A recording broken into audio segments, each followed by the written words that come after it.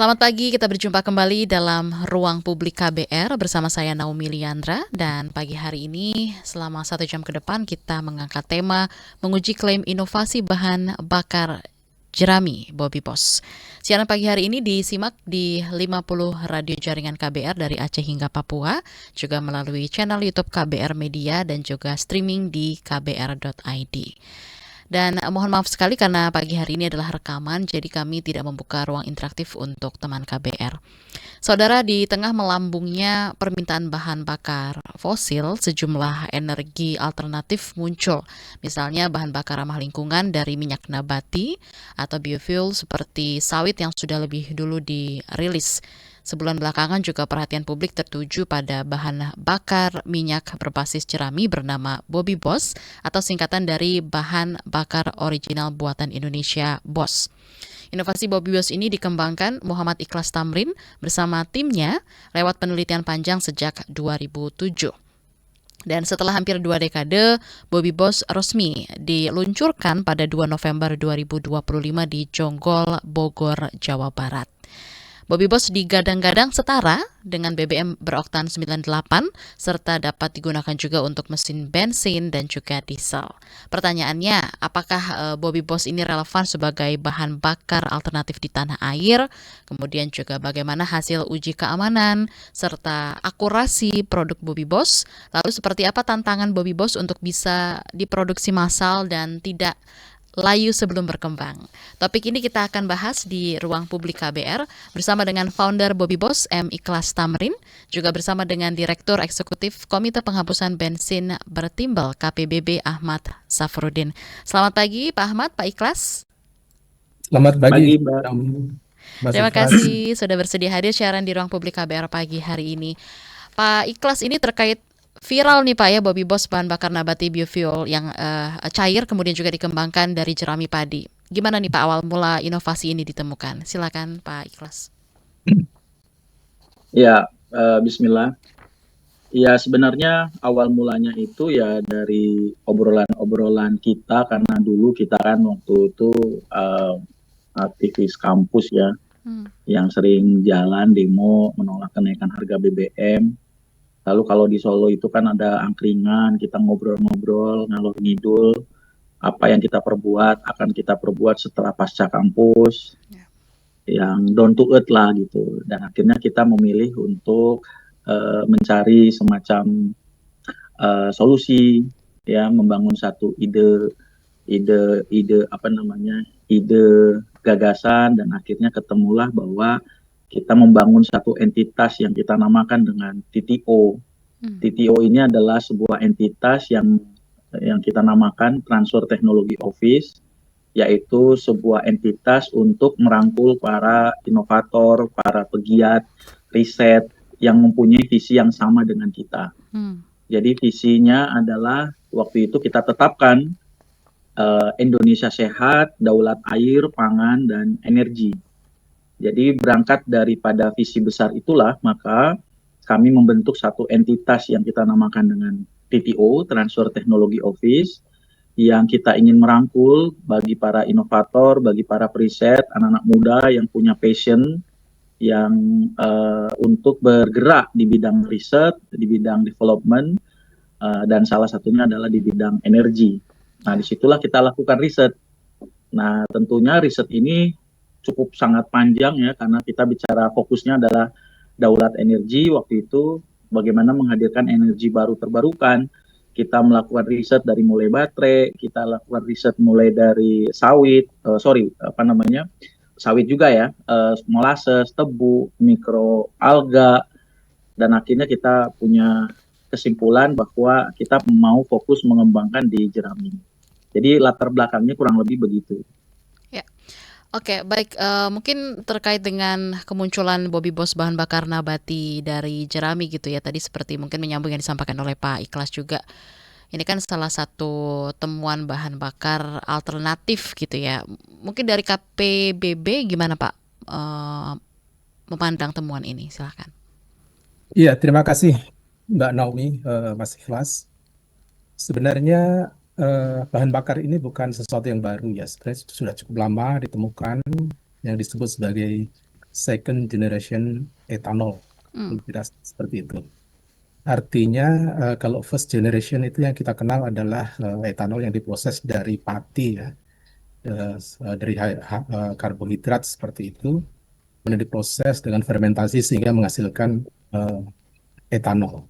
Nah, untuk second generation itu diambil dari tetap dari biomass, tetapi biasanya sangat miskin dengan pati, tetapi kemudian melalui pre-treatment terlebih dahulu, sehingga mulai proses berikutnya sama halnya dengan yang first generation ethanol, yaitu dengan fermentasi juga seperti itu.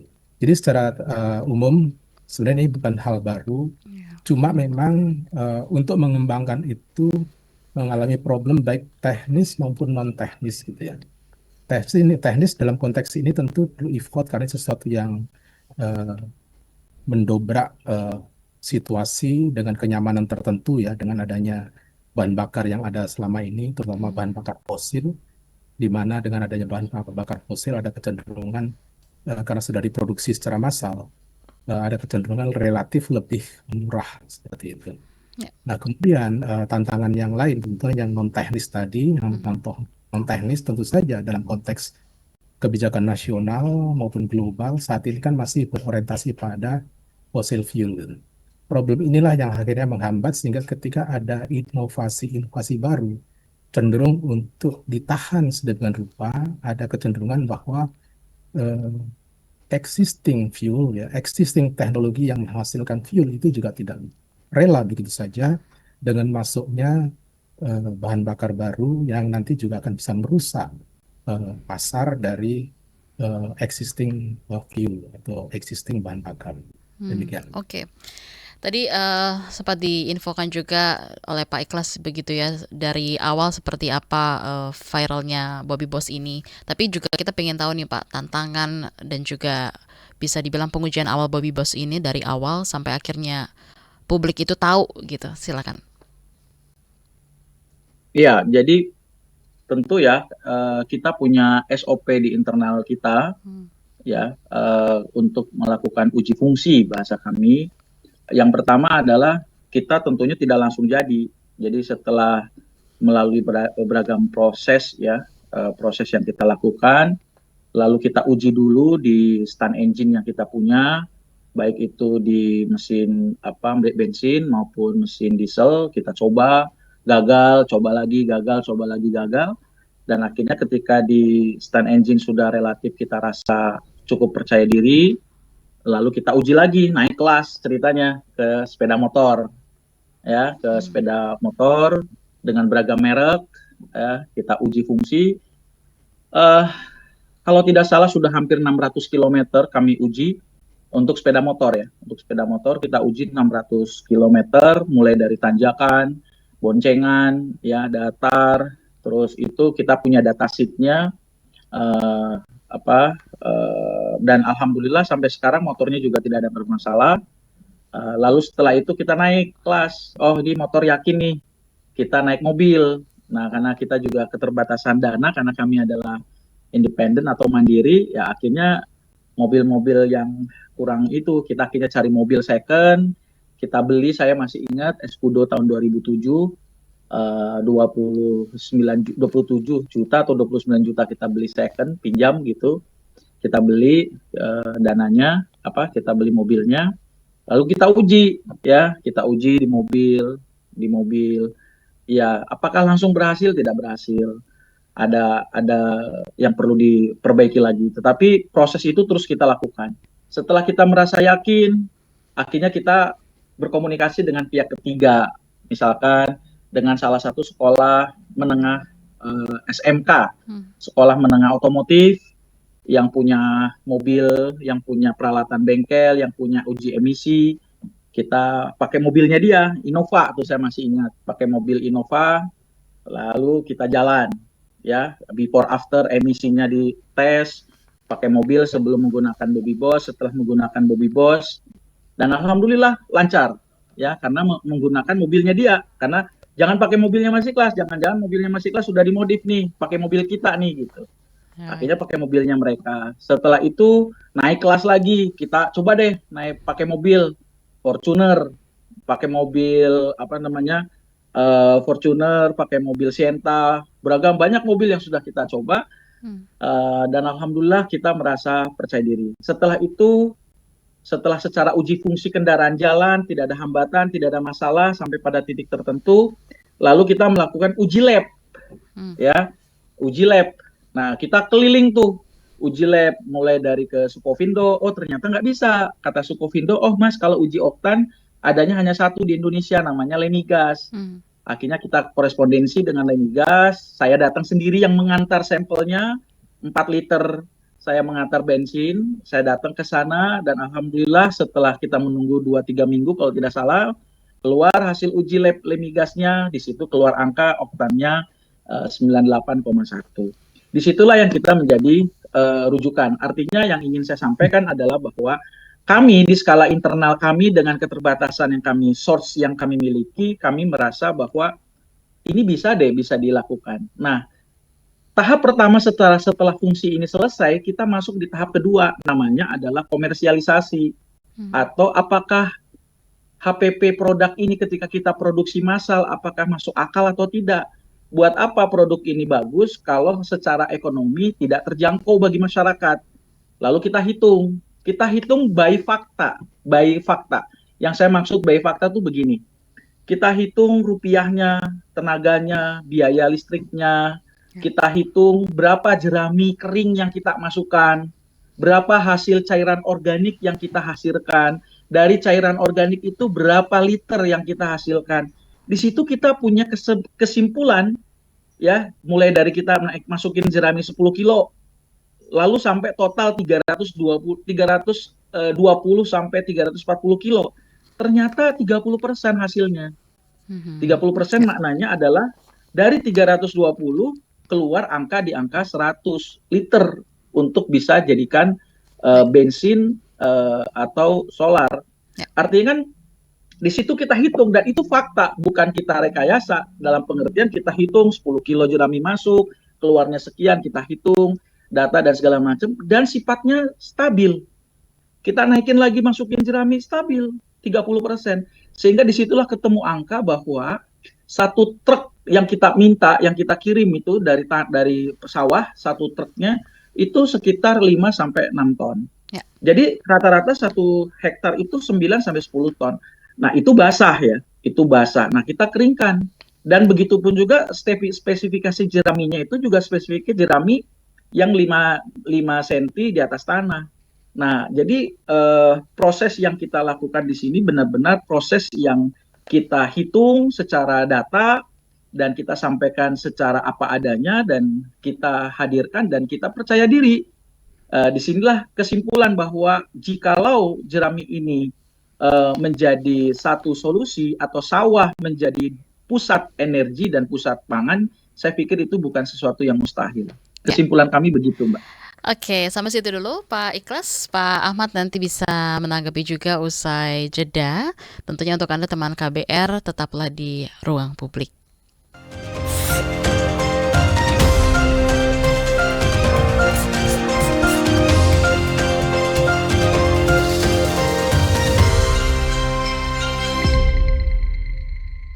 Terima kasih Anda masih bersama kami di siaran Ruang Publik KBR pagi hari ini, dan tentunya kami masih bahas soal menguji klaim inovasi bahan bakar jerami Bobby Boss. Pak Ahmad, tadi kita sudah dengarkan bersama seperti apa yang disampaikan oleh Pak Ikhlas gitu ya. Mungkin dari Anda bisa menyampaikan juga pendapatnya soal respon upaya inovasi bahan bakar ramah lingkungan dan juga yang terjangkau selama ini seperti apa, Pak? Ya, sekali lagi second generation ethanol itu sudah cukup lama dibahas gitu ya. Cuma memang untuk konteks masuk ke pasar atau istilah Mas Ikhlas tadi soal komersialisasi step gitu ya, itu memang agak sulit karena memang ada problem harus bersaing dengan fossil fuel yang faktanya tersediaannya dan juga harganya jauh lebih murah seperti itu. Sekalipun ya mungkin nanti kalau dengan usaha tertentu mungkin bisa saja bahwa second generation ethanol yang digunakan sebagai bahan bakar dengan bahan biomass, terutama dalam konteks ini jerami ataupun bagas ya kalau dari sisa-sisa pemrosesan tebu, bisa saja nanti suatu saat bisa mencapai harga keekonomian begitu seperti yang disampaikan Mas Ikhlas Ya. tadi.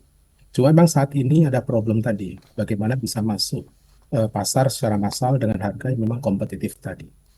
Karena faktanya itu begini, kalau harga fossil fuel itu sendiri sebenarnya tidak semahal yang di Indonesia ini. Hmm. Di Indonesia harga BBM fosil yang kita kenal selama ini selalu digembar-gemborkan sebagai BBM yang harganya paling murah di dunia. Tapi faktanya tidak demikian. Kami sudah mengkaji lebih dari 20 tahun ya, bahwa BBM di Indonesia itu justru lebih mahal dibanding negara-negara lain. Kenapa?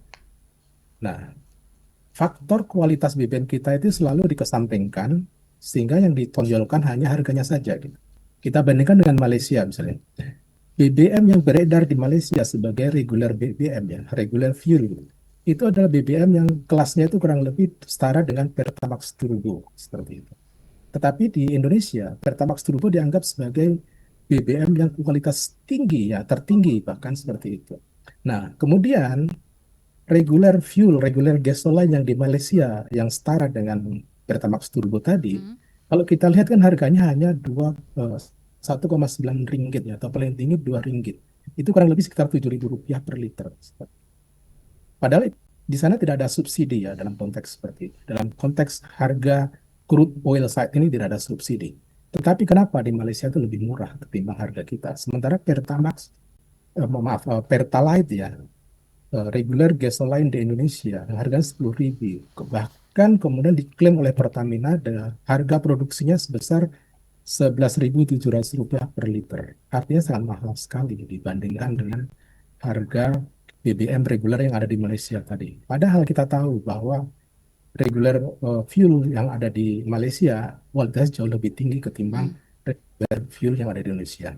Nah, problem inilah yang ini sebenarnya menggambarkan bahwa sesungguhnya fossil fuel itu sedemikian murahnya seperti itu. Kalau kita cek ya harga dari Pertalite itu harga pokoknya ya, harga produksinya, biaya produksinya itu tidak lebih dari Rp7.900 per liter. Tetapi kemudian di markup sedemikian rupa karena situasi yang tidak memungkinkan, situasi dalam konteks untuk mencari rente sedemikian rupa oleh oil trader tadi. Nah, di sini saya hanya ingin mengatakan bahwa situasi politik kita, political business, baik nasional maupun global, itu memang sangat belum memungkinkan untuk mempromosikan bahan bakar yang sesungguhnya bisa sangat efisien, sangat murah, ya, dengan kualitas yang sangat tinggi. Gitu. Saya juga sudah melakukan riset ya 2019 terkait dengan second generation ethanol ini. Ya. Dalam konteks octane number ya, itu sangat tinggi, kisarannya antara 110 sampai 130 angkanya, jadi sangat tinggi. Dan jelas sangat bersih dalam konteks untuk mitigasi gas rumah kaca, jelas akan memberikan hal positif dalam rangka mengendalikan CO2 dari kendaraan bermotor. Kemudian juga emisi ya, jadi kita dapat katakan ya, ini adalah satu strategi emission neutral ataupun carbon neutral. Artinya karena diproduksi dari bahan nabati, di mana bahan nabati ketika berproses, tumbuh dan sebagainya cenderung untuk menyerap karbon dioksida. Nah, jadi ketika bahan bakar yang digunakan di kendaraan bermotor, ketika mengeluarkan karbon dioksida, nah disitulah istilah dengan karbon neutral tadi. Jadi dalam konteks ini sangat memberikan keuntungan baik dalam konteks lingkungan ya maupun dalam konteks hal lain, terutama dalam menyerap sampah yang selama ini dihasilkan oleh petani. Baik. Nah, kalau soal validitas kemudian juga keamanannya gitu ya Pak Ikhlas, ini apakah klaim soal oktan 98 dengan harga murah ini bisa pertanggungjawabkan? Dan mungkin bisa dijelaskan lagi ke teman KBR yang juga mungkin baru menyimak begitu ya. Ini gimana soal proses pemroduksiannya sampai dengan uji coba? Monggo Pak Ikhlas, silakan. Ya, jadi betul sekali. Saya sepakat dengan Pak Ahmad bahwa challenge terbesar menghadirkan green gasoline atau energi baru dan terbarukan itu adalah soal struktur atau harga, ya, struktur harga maksud saya. Dan di situ memang yang menjadi satu challenge yang kami hadapi. Kami sangat sadar, hitungan kami apabila menggunakan alur pre-treatment, alur treatment sampai memasukkan serum yang serum pada umumnya, kami menghitung bisa jadi harga itu 1 liternya di atas 40.000. Apabila menggunakan hal-hal yang pada umumnya. Ya. Saya kasih contoh misalkan. Gimana? Untuk mengekstraksi jerami saja. Jikalau menggunakan bahan enzim pada umumnya, saya melihat karena kami sudah pernah membandingkan harga, ya, beli di pasaran harganya sekian, per gramnya harganya sekian. Kami membandingkan. Disitulah challenge-nya kami. Kalau kami menggunakan harga pada umumnya, maka ini tidak akan sangat menarik untuk dalam konteks komersialisasi. Nah, itulah mengapa challenge terbesar kita adalah bagaimana proses ekstraksi, atau bahasa saya adalah serum, menggunakan serum yang kami bikin sendiri, yang kami rancang sendiri. Menarik, dan bagaimana Pak? Silakan. Iya. Dan serum itu yang alhamdulillah menekan harga yang sangat luar biasa. Ya, sangat luar biasa, menekan harga yang sangat luar biasa, sehingga ketika serum itu kita masukkan, baik itu untuk memasukkan ekstraksi sampai menjadikan hidrokarbon yang kita modifikasi atau hidrokarbon yang sintetis, itu menggunakan formulasi yang kami rancang sendiri berbasiskan lab. Kami campur ABC, gagal dan gagal. Akhirnya kita menemukan satu rumusan formulasinya. Nah, ketika kita hitung angka itu, kita menemukan satu angka HPP, harga pokok produksi. Yang harga pokok produksi ini, setelah kita baca literasi, itu sangat bersaing dengan fosil. Sehingga saya ingin punya visi besar dengan tim itu menghadirkan bagaimana RON 98, Bobby Boss dengan oktan number 98,1 ini, kami harapkan bisa jual di bawah 10.000 dan itu non subsidi. Jadi secara harga kami meyakini ini sangat ekonomis, dan secara kualitas lingkungan ini sangat terjaga karena kita tidak melakukan deforestasi. Karena jerami itu kan sudah ada. Data BPS tahun 2015 itu sawah kita 8,2 juta. Ya kan? Tidak perlu kita lakukan deforestasi, tidak perlu kita lakukan penanaman, edukasi penanaman. Saya pikir petani sudah sangat luar biasa. Nah, dan ini bahan baku ini tidak sektoral. Yang kita maksud tidak sektoral itu tidak hanya tumbuh dari Sabang sampai Merauke gitu. Sehingga ketika kita kurangi semuanya, ternyata HPP kita sangat bersaing secara ekonomis. Itulah mengapa kami meyakini jikalau ini ada regulasi, ada diskresi daripada pemerintah, harapannya, ya, ayo kita coba bareng-bareng. Itulah mengapa kami membuka terus komunikasi dengan stakeholder, baik itu lembaga riset, kampus, BRIN. Kami sudah komunikasi dengan BRIN. Saya siang ini ke Jakarta. Rencananya adalah untuk banyak berkomunikasi dengan stakeholder. Karena kami meyakini kami bisa paparkan harga pokok produksi kami sekian dengan sangat bersaing, dan kami bisa menjual di bawah Rp10.000 dengan 98,1. Ya. Jadi, dan itu adalah 100% organik. Yang saya maksud dengan organic fuel atau green gasoline, tidak ada campuran dari fossil base, 100%. Itulah mengapa Bobby Boss itu ditempatkan dalam Dirjen EBTKE. Nah, jadi konsepnya adalah bagaimana kita menghadirkan satu device, perangkat mesin produksi, lalu menghadirkan serum. Itulah menjadi bagian daripada riset yang kami kembangkan. Fokus kita adalah bagaimana jerami mampu menghasilkan 30%, dan yang kedua, fokus kita adalah bagaimana harga pokok produksinya menjadi relatif bersaing, sehingga nanti ketika dilempar harga kepada masyarakat, itu sangat masuk akal, sangat ekonomis, sangat bisa dijangkau, kualitasnya Ya. bagus, lingkungan terjaga, dan yang paling penting adalah seluruh kendaraan itu bisa aman. Yes. Itu konsep kita, begitu kira-kira. Menarik, kita ingin gali lebih dalam lagi bersama dengan Pak Ikhlas juga Pak Ahmad, tapi juga kita mau bahas soal tadi ya persaingan harga juga, gimana tadi Pak Ahmad juga menyampaikan soal politik bisnis dengan adanya bahan bakar yang alternatif seperti ini. Untuk Anda teman KBR, tetaplah menyimak siaran Ruang Publik.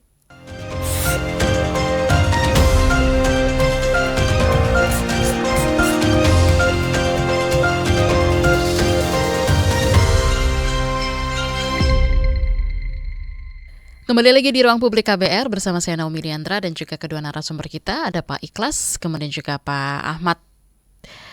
Oke, kalau begitu tadi sempat disampaikan begitu ya, harapan dari Pak Ikhlas adalah menciptakan bahan bakar alternatif Bobby Boss ini dengan harga yang sangat terjangkau begitu ya untuk masyarakat Indonesia.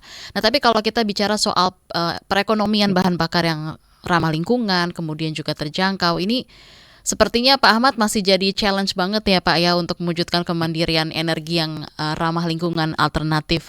Gimana Pak analisis Anda soal ini? Silakan. Iya, sekali lagi sudah cukup lama kami mempromosikan biofuel ya, Mm-mm. termasuk belakangan juga mendorong second generation ethanol seperti ini. 2001 waktu Jakarta Jabodetabek bebas bensin bertimbal, yang kami usulkan sebagai alternatif okten booster waktu itu memang etanol seperti itu. Dan waktu itu harganya juga bersaing ya etanol. Tapi kemudian ternyata Pertamina lebih memilih high octane moges komponen atau bensin berkadar oktan tinggi. Hmm. Nah, sekalipun tahun 2006 kami juga ngotot termasuk ikut mendorong terbitnya Inpres nomor 1 tahun 2006 ya tentang pemanfaatan bahan bakar nabati. Nah, waktu itu sempat terjadi peredaran ya, blending etanol sekitar 10%, kemudian turun menjadi 7,5%, 5%, 2,5%, dan bahkan pada tahun 2009 hilang sama sekali. Jadi dalam konteks ini memang ada satu kekuatan besar gitu ya, yang berusaha untuk mempertahankan fossil fuel tadi. Tentu dalam konteks ini ketika ada inisiatif championship yang dilakukan Mas Ikhlas dan kawan-kawan, kami akan sangat dukung. Cuma bagaimana nanti kita bisa mengemas ini sehingga nanti dalam konteks masuk secara komersial itu bisa benar-benar berjalan seperti itu. Jadi sekali lagi sebagai gambaran ya bahwa tadi saya menggambarkan soal Pertalite yang diklaim oleh Pertamina harganya Rp11.700 per liter. Fakta di global itu tidak sebesar itu. Sehingga kalau konteks kalau kita mau mengajukan BBM, Bobby Boss yang diinisiasi oleh Mas Ikhlas dan kawan-kawan ya, kita juga harus bisa menyajikan harga yang kira-kira bisa membuat happy para pihak ya, terutama para penguasa-penguasa yang selama ini memang menguasai perdagangan BBM di Indonesia. Sebagai gambaran bahwa penguasa-penguasa BBM di Indonesia ini kan ada oil trader satu pihak, satu hal ya. Kemudian lain hal ada presiden. Lain hal lagi adalah politisi. Nah, ada juga oil trader merangkap politisi. Oil trader merangkap ketua parpol ya, dan sebagainya. Itulah yang selama ini memainkan peran tadi sehingga harga BBM, HPP BBM ya, harga pokok penjualan BBM yang sesungguhnya relatif murah, kemudian markup sedemikian rupa sehingga pemerintah harus mensubsidi agar BBM itu bisa diedarkan di Indonesia. Sehingga ada permainan yang sangat curang seperti itu. Tentu ini juga PR, sehingga ketika kita menghasilkan produk BBM yang lebih bersih, ya, produk BBM yang jauh lebih efektif untuk digunakan di kendaraan bermotor, akan sulit untuk mendobrak hal-hal seperti itu. Karena sekali lagi bukan faktor teknis ya. Technically is okay. Secara global mengakui second generation ethanol adalah BBM yang berbeda dengan first generation ethanol. First generation ethanol ada problem dengan hygroscopis dan lain sebagainya. Kemudian ada problem bisa melumerkan sealant atau penyekat engine di dalam kendaraan bermotor. Tetapi second generation ini sudah berbeda. karakteristiknya sudah mirip dengan apa yang ada pada BBM yang dihasilkan dari bahan crude oil atau fossil fuel tadi. Sekali lagi dalam konteks ini memang problem Ya, non-technical itu yang menjadi hal krusial saat ini yang kita hadapi. non-technical ini challenge juga ya untuk buat happy para penguasa BBM di Indonesia nih Pak Ikhlas. Gimana nih Pak, Anda melihat upaya pemerintah ngelirik bahan bakar alternatif ramah lingkungan selama ini Pak Ikhlas? Ya, ya apa yang disampaikan Pak Ahmad dengan aspek non-technical itu Non-technical. Ya. itu sangat terasa sekali hari-hari ini. Sangat terasa sekali. Kami tidak punya niat apapun dalam konteks bersaing ya dengan fossil base.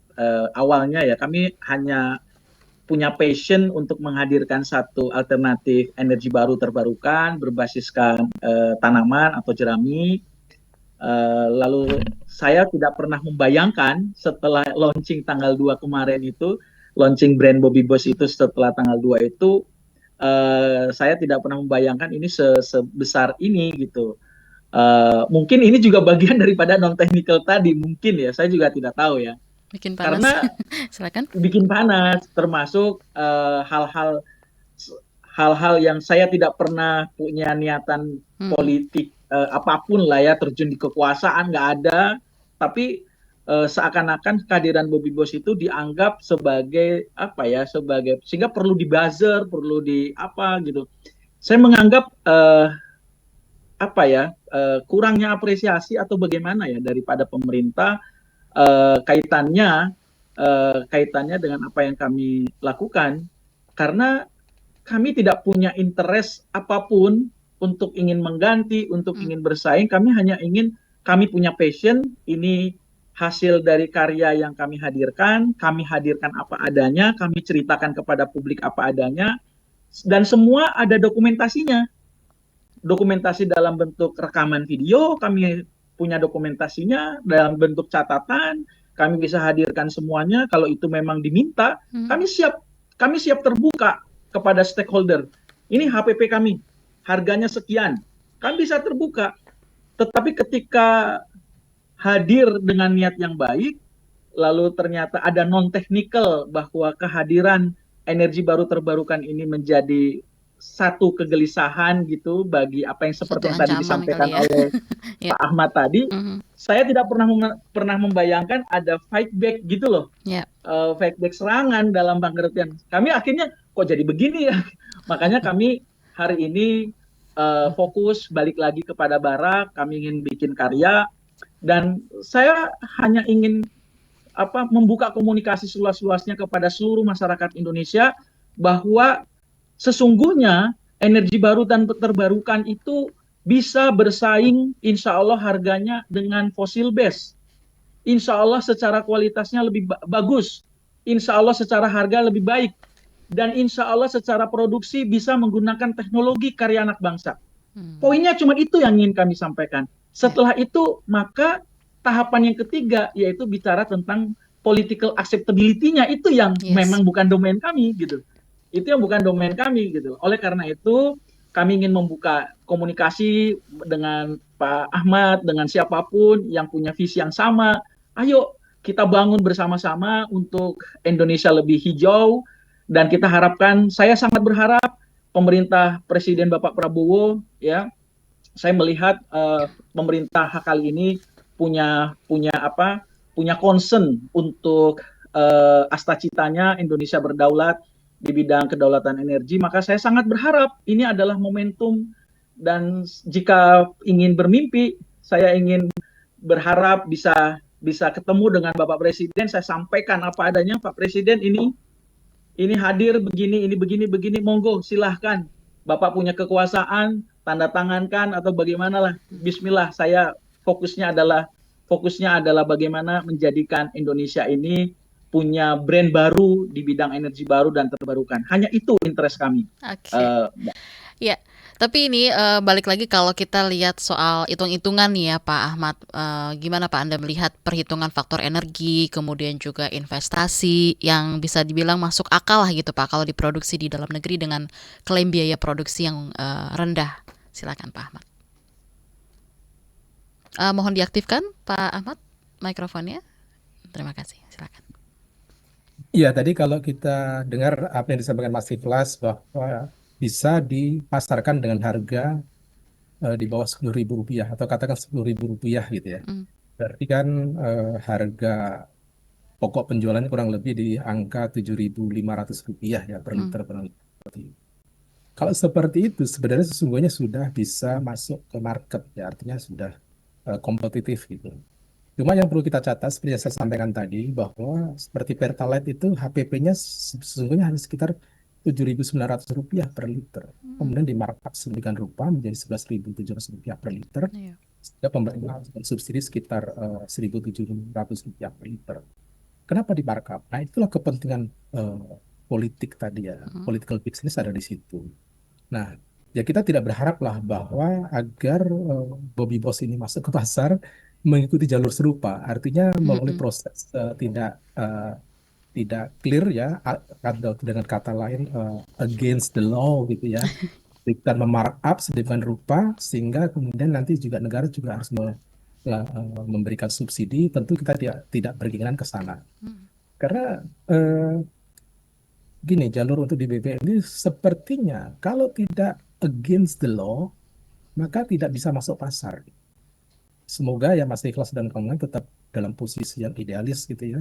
Kita bertahan, katakan tadi HPP-nya Rp7.500 per liter, kemudian dikenakan pajak BBM, pajak PPN, dan biaya operasional dan sebagainya, maka bisa dipasarkan dengan harga katakan Rp10.000 per liter.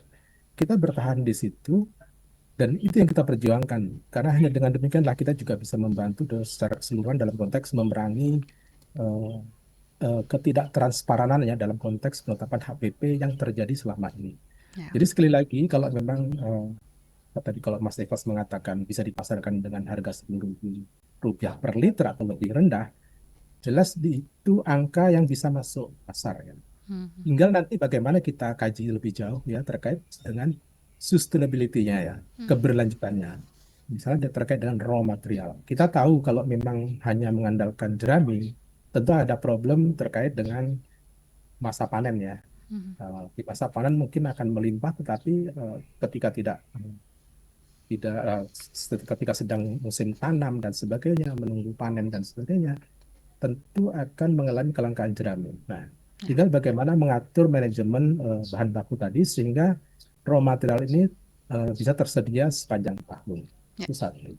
Nah, yang kedua tentu juga perlu dibuat satu proses produksi yang memang bisa berkelanjutan dalam konteks ketersediaan untuk seluruh wilayah di Republik Indonesia.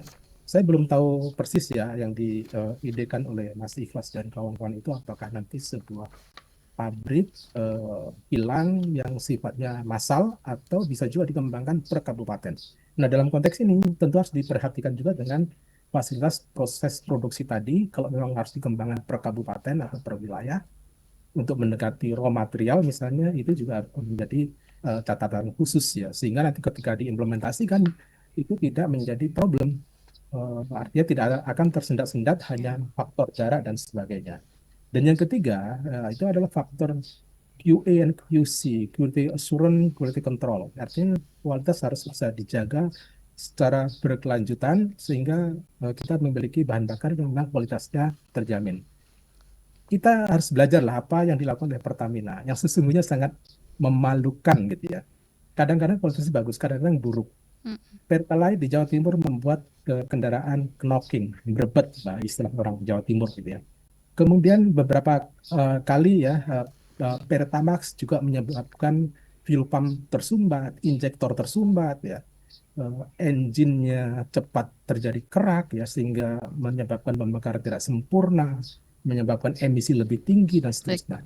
Di mana kualitas BBM yang diproduksi oleh Pertamina saja selama ini kan kualitasnya naik turun ya, fluktuatif sedemikian rupa. Nah, tentu kita tidak ingin ya apa yang kita hasilkan dari second generation etanol ini mengikuti ya serupa. apa kualitas yang kalau bisa anomali lah ya Pak Ahmad dan juga Pak Ikhlas.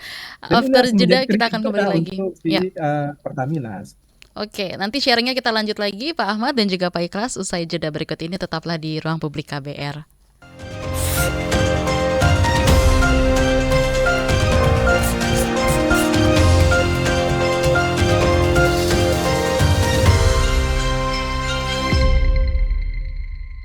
Kita sudah sampai di bagian akhir siaran Ruang Publik KBR pagi hari ini, dan untuk Anda yang mau dengar ulang siaran kami bisa mampir ke podcast kbr.id, kemudian pilih Ruang Publik.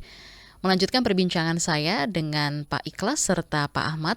Tentunya kita masih bahas soal menguji klaim bahan bakar jerami Bobby Boss. Tadi Pak Ikhlas juga sempat singgung begitu ya soal respons pemerintah. Kira-kira apa nih Pak yang perlu dibenahi dari pemaparan juga dari Pak Ahmad tadi yang disampaikan? Silakan Pak Ikhlas.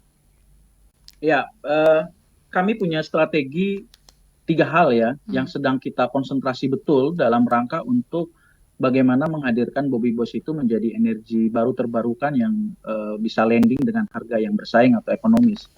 Yang pertama adalah kami akan membangun biomanufaktur, yaitu satu pabrikasi untuk pengelolaan jerami. Dan kami sudah siapkan etalasenya.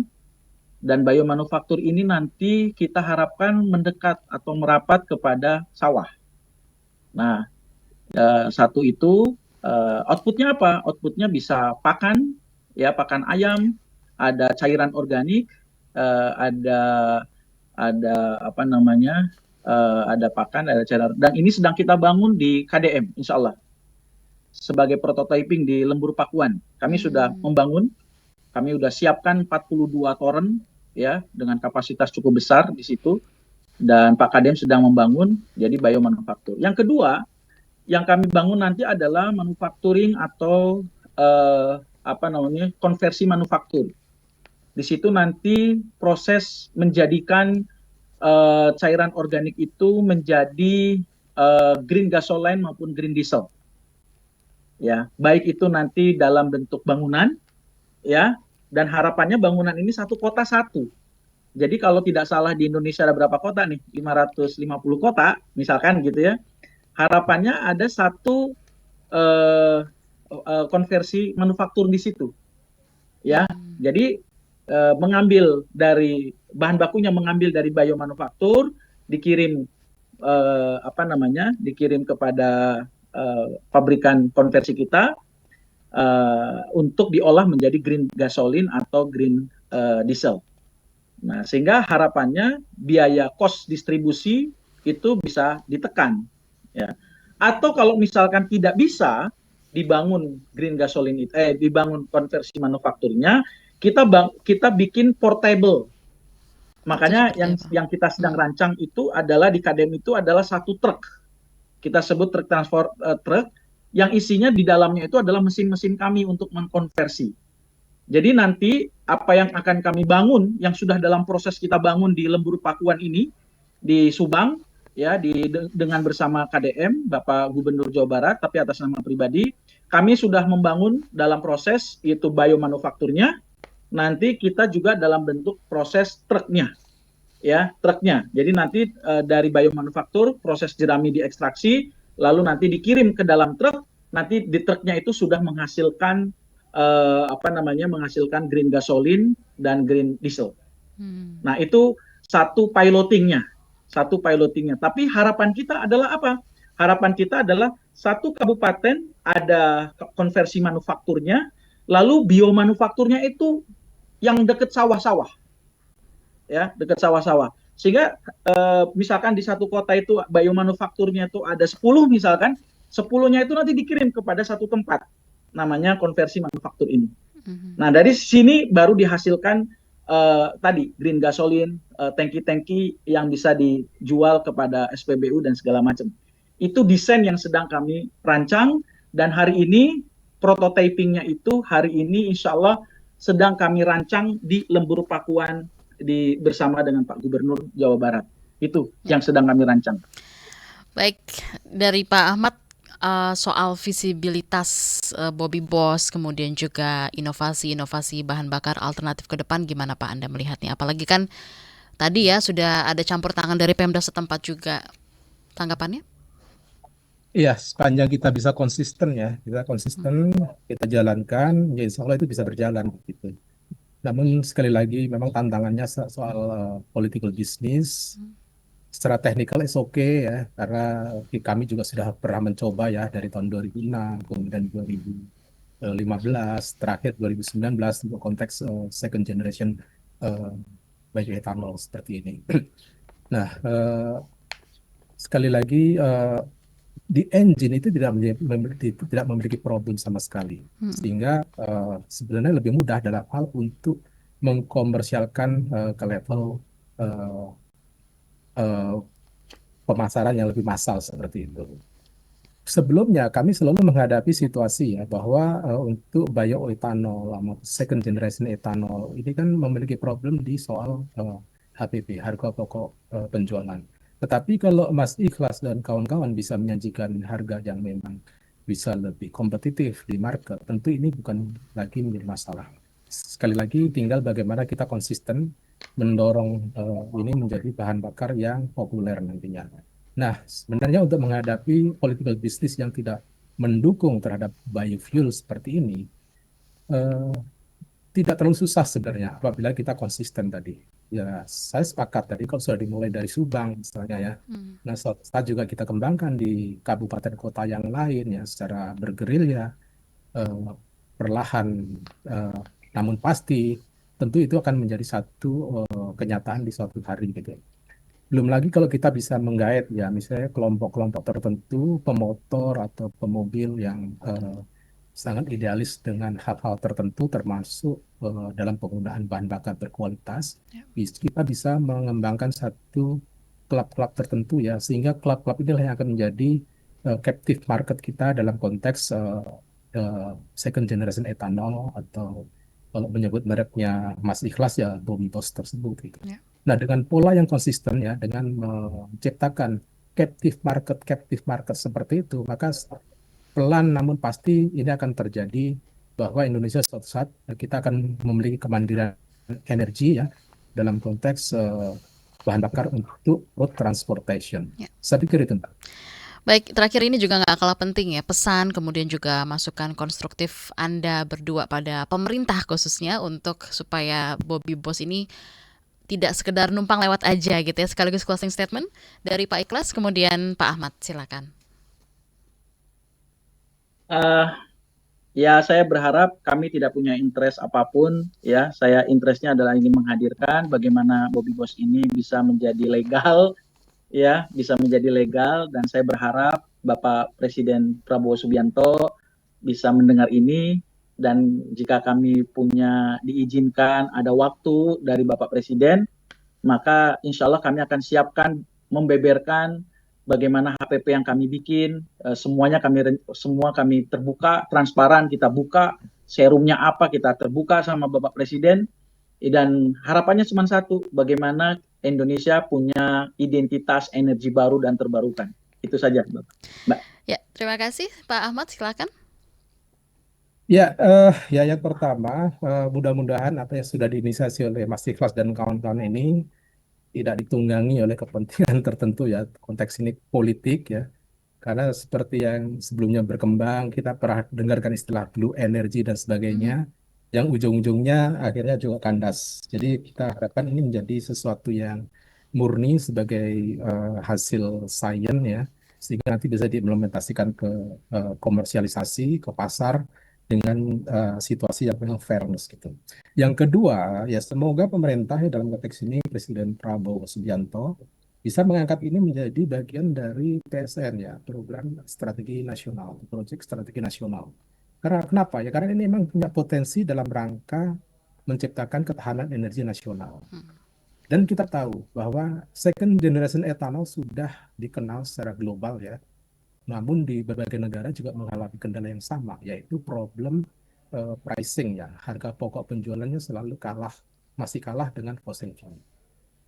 Nah, kalau di Indonesia sudah bisa bersaing atau kompetitif dengan fossil fuel, tentu ini sesuatu yang bagus. Artinya bukan masalah lagi untuk masuk ke market sehingga sangat visible untuk dijadikan bagian dari BSN. Mhm. Terakhir, semoga Presiden Prabowo juga berkenan segera ya melakukan restrukturisasi harga BBM. Seperti yang saya katakan tadi, banyak BBM yang lebih berkualitas, BBM yang lebih bersih, ya, namun kalah bersaing dengan fossil fuel yang sesungguhnya adalah dirty fuel, BBM kotor. Sehingga dengan restrukturasi harga BBM, kita harapkan nanti akan ketahuan Ya. berapa sih real harga BBM yang dijual di Indonesia, sehingga nanti ketika kita memiliki alternatif bahan bakar eh, minyak, termasuk ya kategori second generation ethanol tadi, maka kita juga bisa dengan leluasa, dengan gamblang ya mengetahui posisinya di mana sehingga bisa masuk ke pasar dengan baik. Karena saat ini ya sebagai catatan, harga BBM kita tidak transparan. Penetapan HPP tidak transparan. Seperti yang saya katakan tadi, yang ujung-ujungnya negara harus menanggung subsidi yang sangat besar sekali. Padahal apabila Presiden bisa melakukan restrukturisasi harga, maka akan terjadi fairness. Artinya masyarakat akan membayar BBM sesuai dengan kualitas yang mereka terima. Jangan sampai masyarakat menerima BBM dan kualitas rendah, Ya. namun yang dibayarkan adalah BBM dengan harga tinggi. Sekali lagi, terakhir nih ya, Baik. second generation ethanol adalah sesuatu yang bagus ya, yang challenging ya, yang harus kita dorong. Syukur-syukur Indonesia menjadi champion, menjadi pelopor dalam konteks untuk menerapkan second generation ethanol ini, di mana negara-negara lain masih bimbang karena terkait dengan faktor harga. Terima kasih. Baik, terima kasih Pak Ahmad Safruddin, Direktur Eksekutif Komite Penghapusan Bensin Bertimbal KPBB, juga Pak M. Ikhlas Tamrin, tentunya founder Bobby Boss, bahan bakar original buatan Indonesia. Bos, sudah bersedia siaran di ruang publik KBR pagi hari ini. Tentunya juga untuk Anda teman KBR yang sudah menyimak melalui channel YouTube KBR Media dan juga mendengarkan di streaming kbr.id dan juga di 50 radio jaringan KBR dari Aceh hingga Papua, kami ucapkan terima kasih. Saya Naomi Diandra bersama dengan tim redaksi Ruang Publik yang bertugas pamit. Selamat pagi dan sampai jumpa.